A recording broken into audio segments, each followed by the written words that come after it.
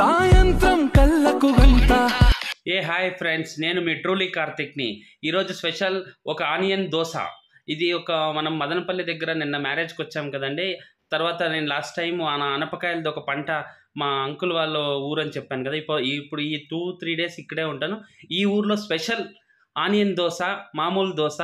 కానీ ఎప్పుడు ఇక్కడ ఈ ఊరికి వచ్చినా, నేను పల్లెటూరుకి వచ్చినా, ఈ చిన్న హోటల్లో ఈ ఆనియన్ దోశ స్పెషల్. చూడండి, నాకనే ఆనియన్ దోశ వేశారు. ఫస్ట్ ఆనియన్స్ వేశారు, దాని తర్వాత దానిపైన కొంచెం నెయ్యి, తర్వాత ఇప్పుడు చూడండి ఆ ప్రాసెసే నాకు నచ్చింది.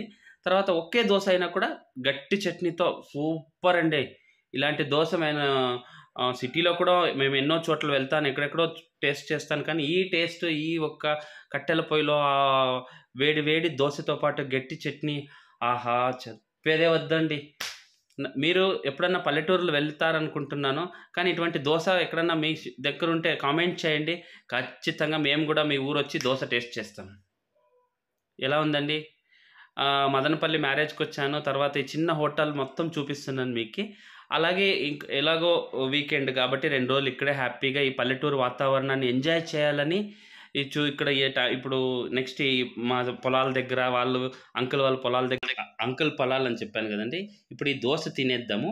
తర్వాత నెక్స్ట్ ఒక్కొక్కటే ఈ బ్లాక్లో వేస్తూ వస్తాను. చూడండి, నేను దోశ తింటాను. నా ఛానల్ సబ్స్క్రైబ్ చేయండి.